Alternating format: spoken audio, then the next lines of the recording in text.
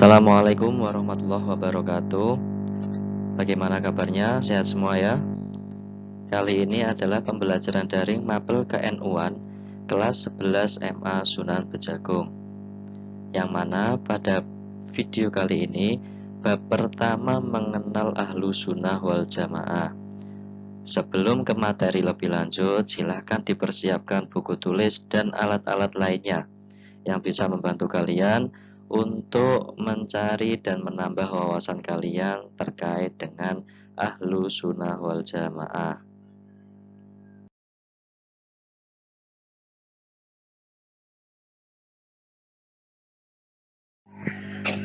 Kompetensi dasar yang hari ini harus dicapai ada 8. Yang pertama adalah menjelaskan latar belakang terbentuknya faham Ahlu Sunnah wal Jamaah.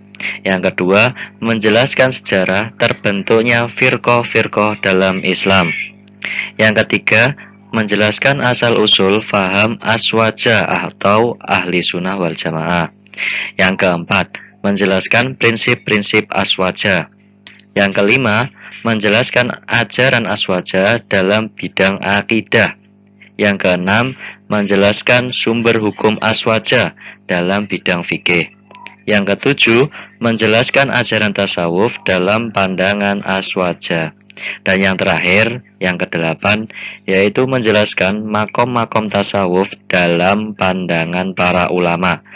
Untuk video kali ini tidak semuanya yang harus dipahami, tapi ada 4 kompetensi dasar yang harus dicapai.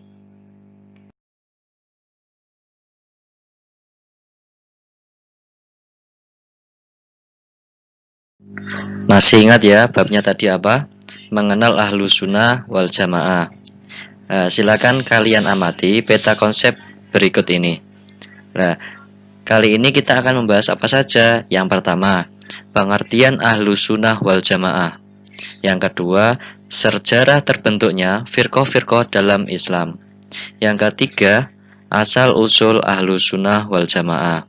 Dan yang terakhir nanti di akhir pertemuan adalah prinsip-prinsip Ahlu Sunnah wal Jamaah. Mari kita lanjut ke slide berikutnya, yaitu tentang pengertian Ahlu Sunnah wal Jamaah.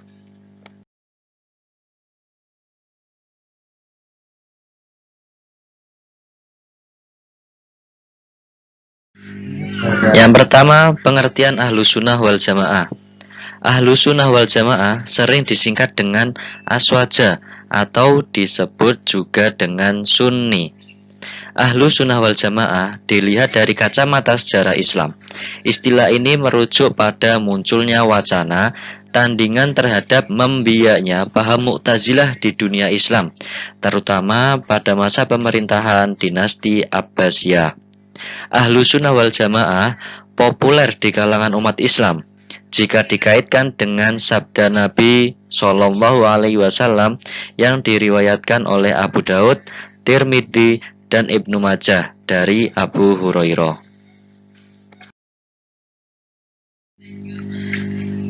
Iftaraqatil yahudu ala ihda wa sab'ina firqah fawahidatun fil jannah wa sab'una fin nar.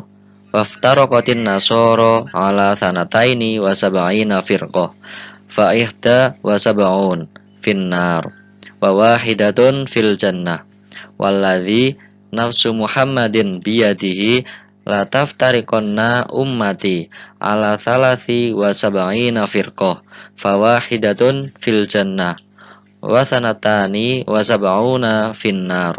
Qila ya Rasulullah manhum qala al jamaah.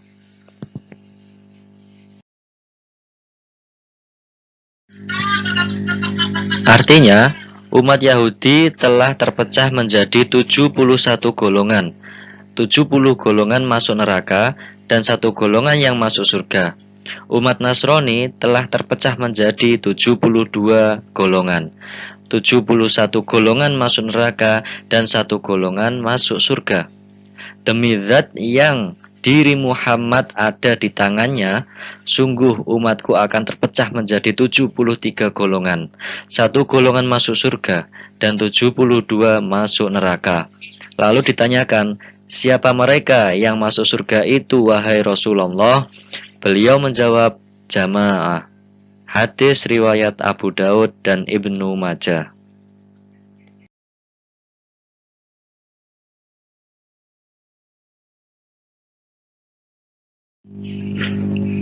Setelah mendengarkan hadis sebelumnya beserta artinya, lalu siapakah yang dimaksud dengan jamaah sebagai golongan yang oleh Nabi Shallallahu Alaihi Wasallam dinyatakan selamat, tidak masuk neraka? Menurut pandangan Syihab Al-Khofaji dalam kitab Nasamuriyat, bahwa satu golongan yang dinyatakan selamat dan beliau sebut jamaah itu adalah ahlu sunnah wal jamaah. Lalu, siapakah ahlu sunnah wal jamaah itu? Menurut Al-Hasyiyah Asy-Syanwani, ahlu sunnah wal jamaah adalah pengikut Imam Abu Hasan Al-Asy'ari dan pengikut Imam empat madhab, yaitu Imam Hanafi, Imam Maliki, Imam Syafi'i, dan Imam Hambali.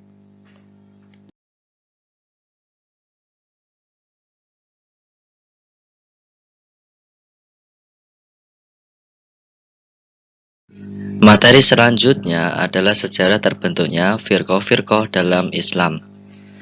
Sesudah terbunuhnya Khalifah Utsman bin Affan, sebagian sahabat membaiat Ali menjadi khalifah. Sayangnya, orang-orang yang terlibat dalam pembunuhan Utsman juga ikut berbaiat terhadap kekhalifahan Ali. Sebagian sahabat menghendaki para pelaku pembunuhan Khalifah Utsman diadili dahulu sebelum pembaiatan khalifah yang baru. Akhirnya, terjadilah dua perang semasa kepemimpinan Ali bin Abi Thalib, yaitu Perang Jamal dan Perang Siffin. Apa itu Perang Jamal? Perang Jamal adalah perang antara Sayyidina Ali karramallahu wajhah dengan Sayyidatina Aisyah Ummul Mukminin radhiyallahu anha. Disebut dengan Perang Jamal karena Aisyah mengendarai unta. Sedangkan Perang Siffin adalah perang antara Khalifah Ali bin Abi Thalib dengan pasukan Muawiyah. Dalam Perang Siffin tersebut, pasukan Ali hampir memenangkan pertarungan. Akan tetapi, atas ide Amr bin As, pasukan Muawiyah kemudian mengajak melakukan tahkim atau damai dengan mengangkat mushaf. Atas desakan para qurra, Khalifah Ali menyetujui tahkim tersebut.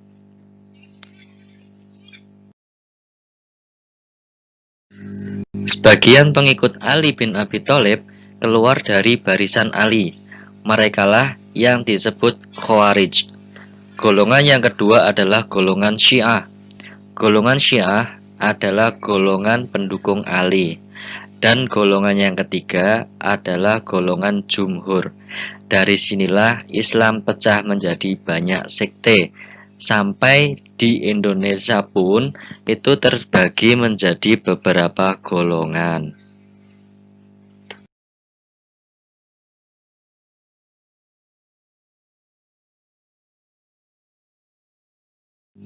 Selanjutnya, asal-usul ahlu sunnah wal jamaah. Berbagai macam aliran pemikiran muncul di kalangan umat Islam. Syiah, aliran ini juga terpecah menjadi banyak, seperti Syiah Zaidiyah, Syiah Imamiyah, Syiah Ithna Asy'ariyah, dan sebagainya. Khawarij, Mu'tazilah, Murji'ah, dan sebagainya. Pada akhir abad ketiga Hijriah, bertepatan dengan masa berkuasanya Al-Mutawakkil, muncul dua orang tokoh yang menonjol waktu itu, yaitu Abu Hasan Al-Asy'ari di Basrah dan Abu Mansur Al-Maturidi di Samarkand. Dari kedua pemikir ini, selanjutnya lahir kecenderungan baru yang mewarnai pemikiran umat Islam waktu itu, yang kemudian mengkristal menjadi sebuah gelombang pemikiran keagamaan, seiring dinisbatkan pada sebutan ahlu sunnah wal jamaah, yang kemudian populer dengan sebutan aswaja.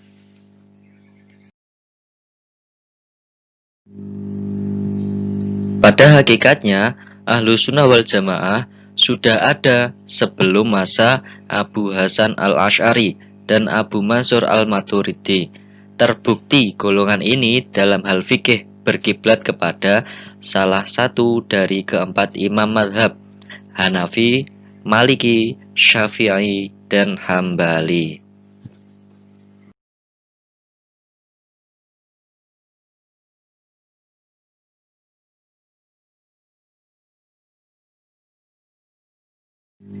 Selanjutnya, prinsip-prinsip Ahlu Sunnah wal Jamaah. Ahlu Sunnah wal Jamaah memiliki 4 prinsip, yaitu yang pertama, tawasud, berarti pertengahan. Mana dalilnya? Dalilnya ada di Quran Surat Al-Baqarah ayat 143. Yang kedua, i'tidal, artinya tegak lurus, tidak condong ke kanan-kanan atau ke kiri-kirian. Diambil dari kata al-adlu yang berarti adil atau i'dilu yang berarti berbuat adillah. Dalilnya Quran Surat Al-Maidah ayat 8. Prinsip yang ketiga adalah tawazun, artinya keseimbangan, tidak berat sebelah dan tidak kelebihan satu unsur atau kekurangan satu unsur dan kehilangan unsur yang lain. Kata tawazun diambil dari kata al-waznu atau al-mizan yang artinya adalah alat penimbang. Dalilnya ada di Quran Surat Al-Hadid ayat 25. Prinsip yang terakhir atau yang keempat adalah tasamuh, artinya toleran atau mau memahami perbedaan. Dalilnya ada di Quran Surat Al-Kafirun ayat 1-6.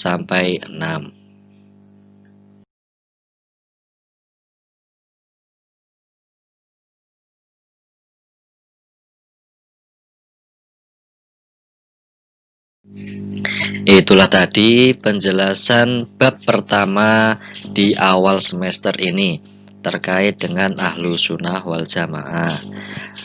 Sebelum kita akhiri, ada tugas. Silakan kalian lihat baik-baik, ada 2 pertanyaan. Kalian tulis di buku tulis, kemudian kalian jawab di buku tulis ke NU-an masing-masing. Jangan lupa, ketika kita berjumpa harus dikumpulkan untuk mendapatkan nilai. Selamat belajar. Akhirul kalam. Wassalamualaikum warahmatullahi wabarakatuh.